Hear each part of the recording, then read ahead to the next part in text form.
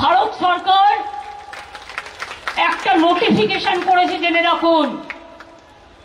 সেই নোটিফিকেশনটা আমরা চ্যালেঞ্জ করব। লুকিয়ে লুকিয়ে করেছে, করে নিজেদের রাজ্যগুলোতে যেখানে বিজেপি আছে সেখানে পাঠিয়েছে।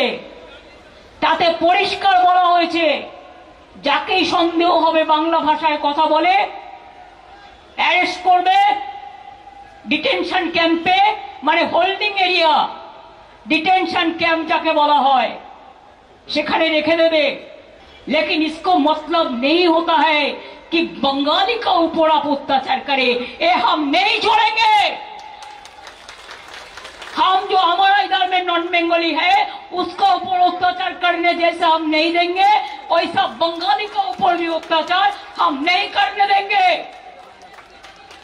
आप लोग क्या सोचा है दिल्ली वालों, कि आप देश का जमींदारी ले लिया और बांग्ला भाषाয় কথা বললে তাকে জেলে নিয়ে চলে যাবে, ডিটেনশন ক্যাম্পে নিয়ে যাবে, হোল্ডিং এরিয়ায় নিয়ে যাবে।